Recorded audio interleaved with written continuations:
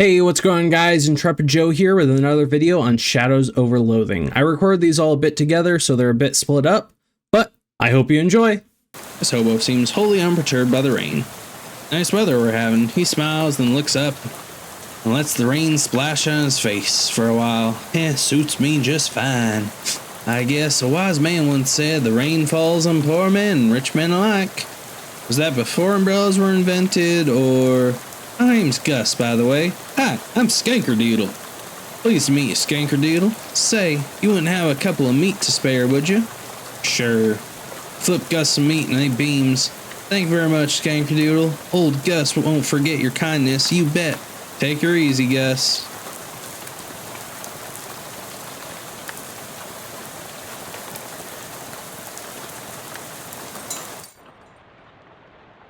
The bell over the door jangles as you walk into Murray's Antiques. The young woman at the counter looks up at you as you enter. Oh, hi! You must be Skanker Dooodle. We don't get many customers at this time of night, or at all, really. That's me. You were expecting me? Yeah, Murray didn't say much about you, but he gave me that letter to mail. My name's Jessica. Oh, geez, you're soaking wet. Come on in and I'll get you a towel. You walk over to the counter, trying not to drip on any vintage bric-a-brac as Jessica grabs a threadbare bath towel from a shelf and pulls the tag off before tossing it to you. Thanks. Is Uncle Murray here? His letter wasn't very specific. He isn't. You said that in kind of an ominous way. Where is he? Jessica sighs. I wish I knew. He had a line on another artifact and said it was going to be a tough one. I told him he should get some backup, but he wasn't willing to wait. He just wrote that letter and told me to mail it if he didn't come back. Is there something I'm missing here? This is an antique shop, right? You make trying to talk Great Aunt Ruthie into selling her mother's Chesterfield sound like a deadly spy mission. Yeah, this is going to take some explaining. Well, I'm definitely intrigued now. We don't have a lot of time just now, but follow me, I'll make you a quick sketch. Okay. Jessica leads you into a back room furnished with some desks and some strange-looking machinery.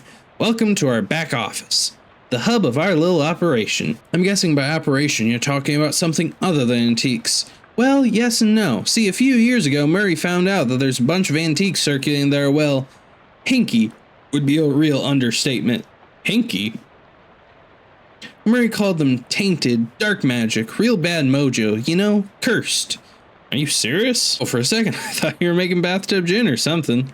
It's no joke. That's what our real job is here. The antique store is just, well, not exactly a front. We find a lot of regular antiques too, and selling them keeps us in scratch. But really, we're trying to hunt down all those evil doodads and neutralize them so nobody gets hurt. And Uncle Murray went out to get one and never came back. That's the long and short of it, yep. What do you say, are you in? Well, yeah, I can't just leave him in a lurch like this. Great! You hear the shop door opening, and after a moment, a goblin pokes her head into the office. Hello? Oh, hey, that's swell timing. Hey, Gabby. Murray's sister's kid showed up. Come meet him. Hi, Gabby. Pleased to meet you. Hi, hello. Pleasure's all Gabby's. Gabby, would you be a dear and carry his luggage to Murray's room and grab some blankets and stuff out of the cupboard? He can sleep there till we find Murray. You've gotten it. Gabby picks up your suitcase and carries it through a door in the back of the room. Great, I could really use some sleep. Go into my bathroom. Or my bedroom. Hang on a sec, you can't go to sleep yet. I'm pretty sure I can. I bet I could do it right here while I'm still standing up. Well, I hate to spring this on you, but there's something we need you to do before the night's over. Oh, swell, what is it? You know those cursed artifacts I was talking about? Since info on them is so sketchy, we've been working on a machine that can detect them with radio waves. I call it the Detectotron 1000. We've just gotten it up and running since Murray left, and it turned out there's a tainted thing practically right on our doorstep. That doesn't sound good. Yeah, it's not great. I was gonna have Gabby go get it, that's why she came over tonight. But since you turned up out of the blue... I guess there's no time like the present. I'm probably not exaggerating when I say there's literally no time except for the present. What? As in, there might not be a future. You won't have to go far. It's just down the other end of the block if the readings are right. There's a newspaper office that got shut down earlier this year. It should be in there. Well, Gabby will go with you. She's good in a fight. A fight? Heck yeah! Yeah, well, hopefully it won't come to that, but you never know. Hey, Gabby. Gabby reappears with an expectant grin. Go to the newspaper office with Skanker Dooodle and help him get that hat, okay? Okay, Gabby is ready for an action. Let's mosey. Gabby has joined you as a companion. Ah. Alright, fine. You said it's a hat, a cursed hat? According to the readout, yeah. A men's fedora, probably. And I'm supposed to, what? Just break in and take it out? Well, not break exactly. I managed to finagle a spare key out of the guy at the realtor's office. I'm pretty sure that still counts as breaking and entering. He'll be in and out and back here in bed before you know it. Sweet, let's do this. Gabby grins and gives you a thumbs up. I need a gab with Gabby. Everything good, Gabby? It's the beansies, Skanker Dooodle. You know, Gabby, it's been a few years since I spent time in Ocean City, but I don't remember it being this rundown. That is a true thing to say. It used to be much more clean and shiny. What happened? The economy's terrific everywhere else in the country. No ideas. Economics is not the house Gabby keeps my wheels in. Chew some more, Fat. So you're a flapper, right? Haha, yes. Gabby flaps all the time. Gabby's parents flap too, and Grant and Gabby. But it's only been the style for 7 or 8. Oh, right, goblins. Well, you don't live very long, huh? Depends on how you look for it. Parent Gabby popped a year and a half ago, but this Gabby basically is that Gabby, and previous ones too. It's okay. Don't worry to get it. Us goblins think human baby making is super crazy. Okay. I think I've heard enough for that. The note on the door says, please.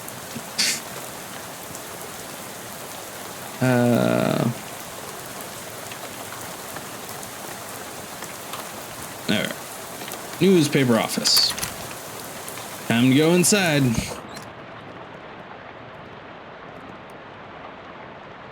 Robson. First Hendon, then Carver. Who's next? Venable says if Burgess comes for him, he's gonna karate chop his desk in half. Sincerely, Curtis. P.S. What's a karate? Tucker, I got you that bottle you wanted. I stuck it under the water cooler where Burgess can't get it. And rat us out to the Rohies. Back. Under the water cooler, eh? Surely it's not still there, but it couldn't hurt to check. Government corruption at all-time high. The government has once again slashed funding to city and service programs and social programs, citing waste, without offering any supporting figures or explaining where the funds have been relocated to. Additionally, an anonymous source of the report cuts off abruptly, maybe as a result of the pink slip next to the typewriter. Read the slip. Curtis, If I've told you once, I've told you 100 times. Not enough people buy the paper anymore to keep the lights on in this joint. Electricity is expensive because it's a very recent innovation. As such, fully half your salary is paid by government subsidies. That is to say that the hand that feeds you is the hand that you keep biting. We go way back, buddy, but you give me no choice. Clean out your desk and scram. Grover Burgess, Editor-in-Chief. Hey, it's one of those new Arcane Press news feeds things. High tech. Today's winning racehorses. Gristler's mother, too much corn, and howitzer jacket. Random stuff. There's so much random content in this game. There's a half-finished letter in the typewriter. Letter reads, Reginald, I think that Burgess is onto us. We've gotten careless. In fact, maybe I shouldn't be typing this out as a letter instead of just talking to you in person. Why am I doing this? Meet me under the water cooler this afternoon. Oh crap, here comes Burgess with a pink slip. Sincerely. Doesn't say who it's from. My writer must have gotten fired before they could type their name. Also, under the water cooler? What's that all about? Pink slip on this disc. Hendon, I'm not paying you to publish cockamamie conspiracy theories. In fact, I'm not paying you at all anymore. Clean out your desk and hit the road. Grover Burgess, Editor-in-Chief. P.S. Do you like the word cockamamie I used? Up there, it's a slang term I coined. It means ridiculous or implausible. I think it's really going to catch on. Ooh, got reporter's cufflinks. I want more mysticality. Even though I don't have anything right now that really functions on mysticality, but it'll happen eventually. Nothing through any of those. Okay, water cooler. Ah, trapdoor. Yeah, nope. Not yet. You see a thin 3-ring binder on this desk. I got a pneumatic tube system operation manual. Carver, I can't believe I have to tell you this, but it is against company policy for an employee to steal the printing press. You are fired. You are so fired I need a new phrase to describe it. I'm giving you the axe, and if I see your face in here again, I'll give you both the axe and set you on fire. Yes, how did you even lift it? You must have had, what, 5 accomplices? Unbelievable. Make a mental note to never pick a fight with this Carver person. Pouring yourself this cup of coffee is the first step on a short, nasty journey. You got an item. Nasty old coffee. A few months ago, somebody decided this coffee wasn't good enough to drink. You apparently disagree with that decision.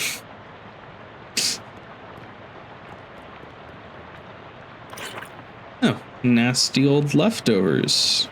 Great.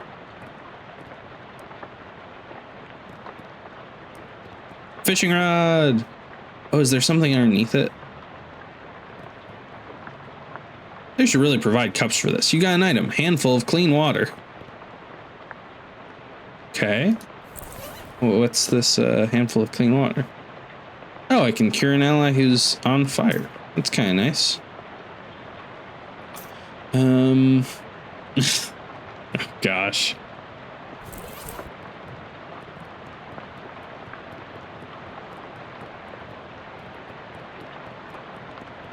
Okay. Well, now I have to go down there. So it's an underground press. Literally, there's still a newspaper left on it. It's an underground press. Oh, you got an item. Underground newspaper. Okay. This was printed in secret. Underground newspaper office. More of a manifesto, specifically calling out the government's suppression of the local newspaper. Newspaper.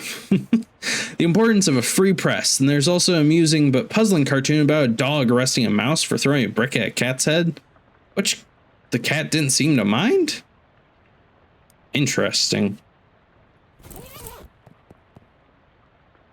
It's a calendar from 11 years ago.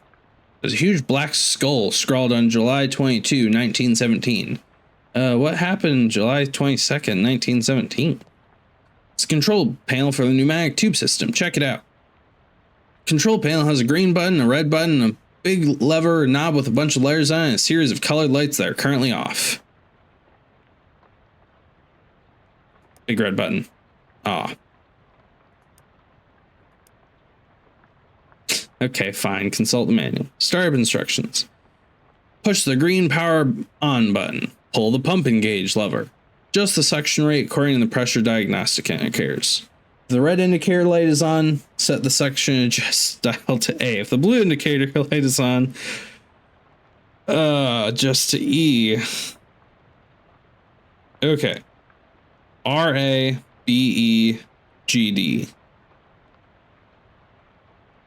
Rabig. Okay. To abort start, press the red power off button. Okay. Green button. Pull the lever. Yellow light. Turn the knob.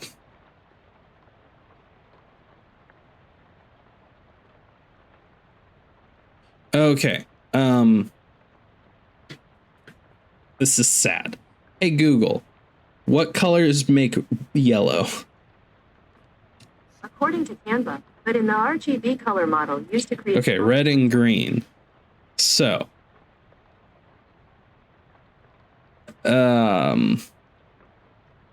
B or C is what it is.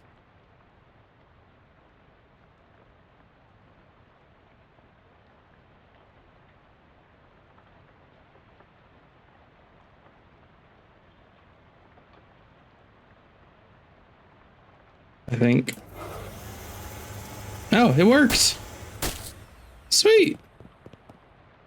Someone's going to get some very strange mail. And how? What were those things anyways? And what were they doing down here? Were they trying to start an underwater newspaper? That wouldn't work. The ink would smear.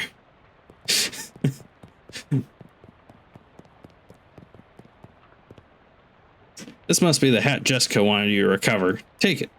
You Got an item. Terribly cursed fedora. An ominous, vaguely person-shaped stain on the ground. Wonder why.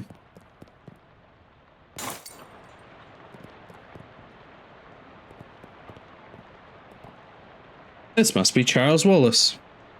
You must be Charles Wallace. I'm Skanker Dooodle. I am. Pleased to meet you, Skanker Dooodle. What do you do around here? Oh, you're generally handyman sort of stuff. I keep the lights on and the water running. Built the Detectatron and an uncursing machine too. Wow, that's some real high-tech wizardry. Oh, it's nothing really. Let me ask you something. Anything I can help you with? What's this about an uncursing machine? Oh, I only built the thing. I can't begin to tell you how it works. Theirs are all wired up to a little porcelain cat figurine that Murray found somewhere. Oh, that's weird. In a real traditional sense, yep. Anything I can help you with? Nothing right now, Charles.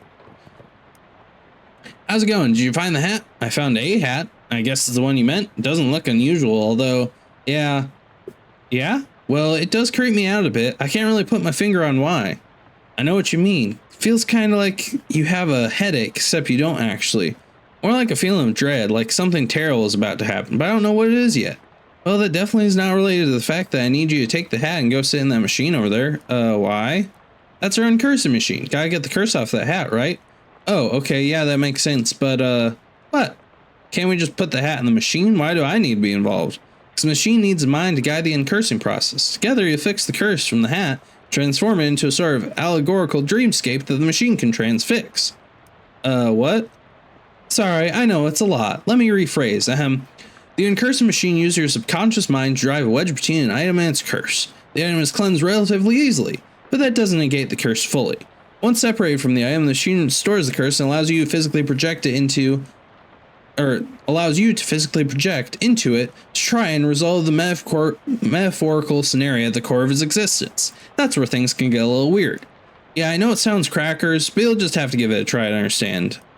Okay. You sit in the chair, which is surprisingly comfortable, and pull the weird metal dome thing on over your head. What would you like to uncurse today? Terribly cursed fedora.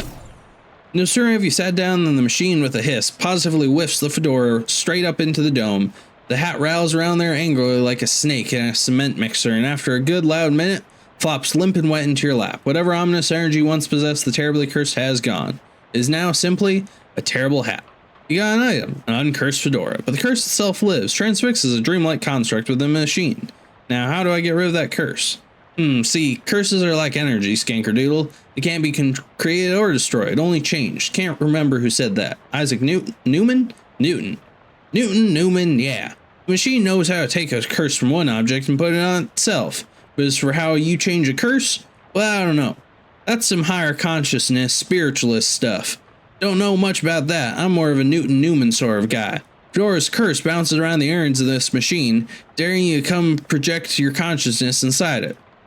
Sounds safe. I'll do that. Totally safe.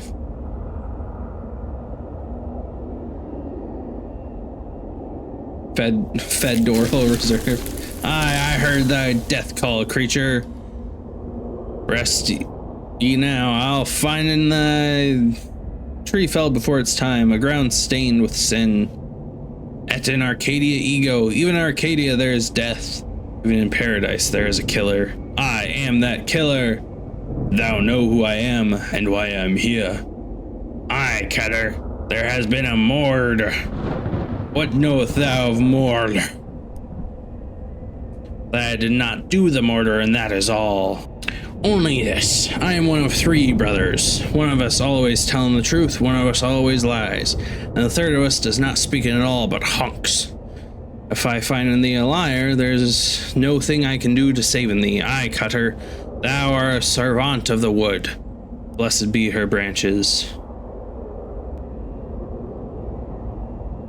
Big power in the wood today, Cutter.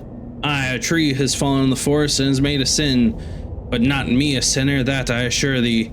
Thou claim to be without sin? None of us is without sins, but mine do not run to Mordor. Then who? Then whose? Look for my brother. Lead me not to stray. Something is rot in the wood, Cutter. Aye, a Mordor. with perversions at its source. Speak to me of perversions.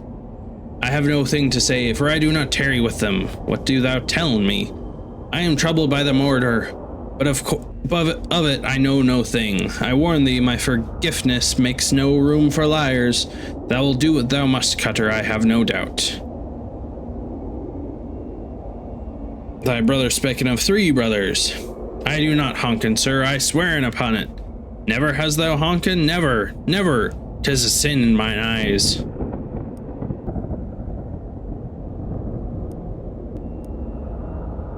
Thy brother speakings of 3 brothers, one who always lies, one who always tells the truth, and one who does not speak at all, but honks. What speaking thee of this? This is fairy talk. No thing is honking in this land since Mother Duck laid the big egg. No honking since then, no, sire.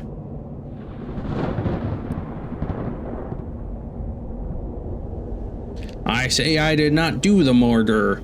I also say I'm one of 3 brothers, one of us always telling the truth. One of us always lies, and the third of us does not speak at all but honks. Thou lie about honkin', tree. What say? Thy brother's honkin' not. Thou wouldst lie to the cover of the wood, and thou wouldst do Mordor in the wood. Aye, thou hast the right of it. I sought only to distract thee while I make my escape. Goodbye, Cutter. Do not run from me, tree. Thou do not run? Nay, I growen, and at 100 years I will hath grown so tall and strong, thine axe will never fell in me. But I will not wait 100 years. Die, Mordor. Okay. This is such a weird game. Big rot in the wood today, Cutter. Wait, what? No, that's not you. You don't talk like that. Dark thoughts of trees and axes and bloody sap cling to your skin. You shake them off like dreadful cobwebs. I got XP. You're not sure what just happened, but as you turn over the formerly terribly cursed fedora in your hands, you feel confident that the curse which plagued the starchy little felt thing is finally gone for good. Put the hat back on. It nearly sparkles now. Upgrade. Now all you've got to reckon with is whether you're the kind of guy who goes around wearing a fedora. It'll do.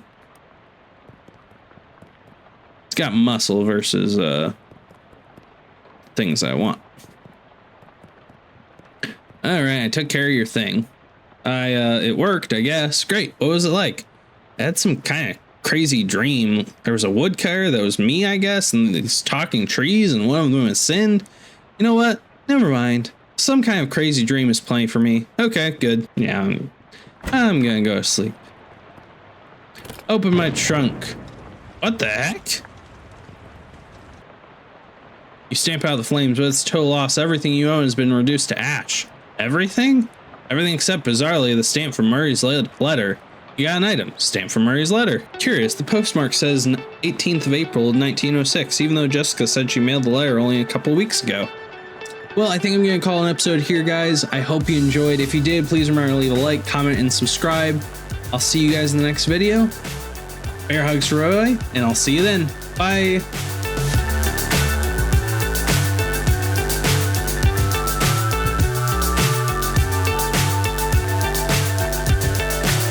So high, I'm hypnotized. What's up is down, what's left is right. Chasing stars and holding you. I can't see the end, but we'll see it through.